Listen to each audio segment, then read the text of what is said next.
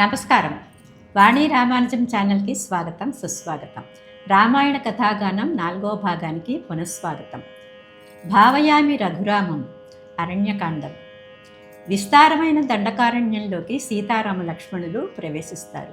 తుంబురుడు అనే గంధర్వుడు శాపం వల్ల విరాధుడు అనే రాక్షస జన్మనెత్తి శ్రీరాముని చేతిలో మరణించి శాప విమోచనం పొందుతాడు. తర్వాత శ్రీరామచంద్రుడు చాలామంది ఋషులను దర్శించాడు.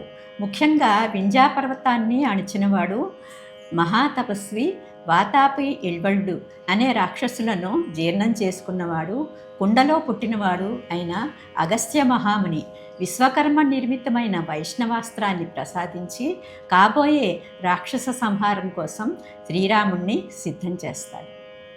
ఆయన సూచనతోనే గోదావరి తీరంలో పంచవటీ సీమలో లక్ష్మణ నిర్మితమైన అందమైన పర్ణశాలలో నివసిస్తారు సీతారామ లక్ష్మణులు. దశరథుని స్నేహితుడు పక్షిరాజు జటాయువు సీతారామ లక్ష్మణులను ఆదరించి రక్షణనిస్తానని మాట ఇస్తాడు. లంకాధిపతి చెల్లెలు శూర్పణఖ శ్రీరాముని మోహించడం, లక్ష్మణుడు ఆమె ముక్కు చెవులు కోయడం తర్వాత పరిణామాలకు దారితీస్తాయి.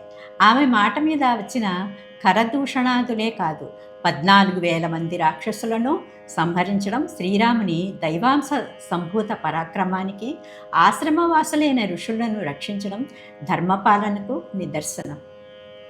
పై వివరాలన్నీ భావయామి రఘురామం అనే కీర్తనలో 3వ చరణమైన అరణ్యకాండలో మహారాజి స్వాతి తిరునాళ్ సావేరి రాగంలో రచించిన తర్వాత కొన్ని సంవత్సరాలకు సెమ్మంగుడి వారు ఈ చరణాన్ని మోహన రాగం కూర్చి అద్భుతమైన చిట్టస్వర రచనతో మరలా పల్లవి సావేరి రాగ అనుసంధాన స్వరంతో కలపడం ఈ కీర్తనకు కొత్త సొబగులు అద్దినట్లయింది. స్వాతి తిరునాళ్ళ వారికి, సెమ్మంగుడి వారికి వందనాలతో 4వ భాగాన్ని ఆలపించేదా.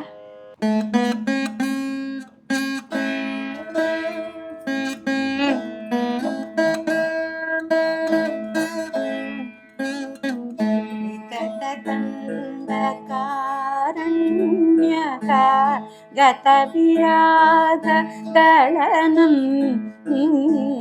వితత దండకారణ్యక గత విరాధ దళనం సుచరిత ఘటజదత్త అమిత వైష్ణవ ఆస్త్రం సుచరిత ఘటజదత్త అమిత వైష్ణవ ఆస్త్రం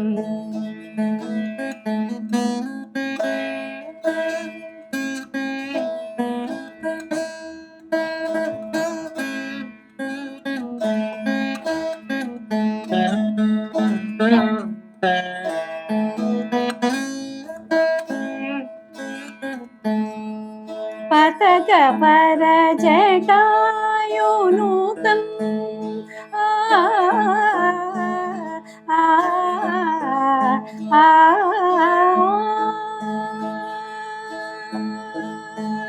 పతగవర జటాయునూతం పంచవటీ విహితవాసం పతగవర జటాయునూతం పంచవటీ విహితవాసం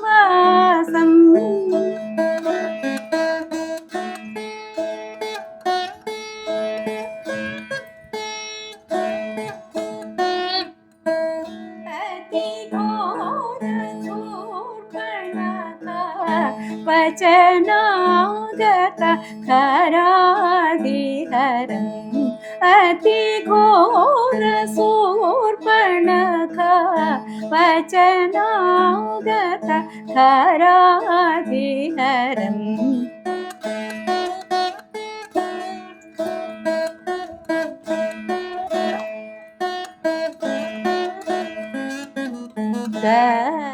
మగరి గరి సద సరిగ పద సద పగరి సరి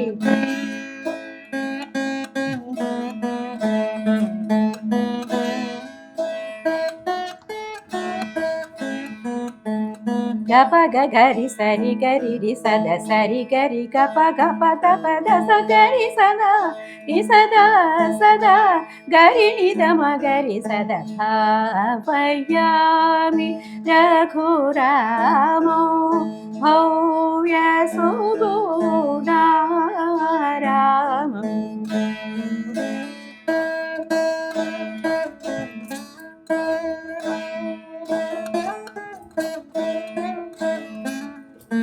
భావుక వితరణ పర పాంగలీల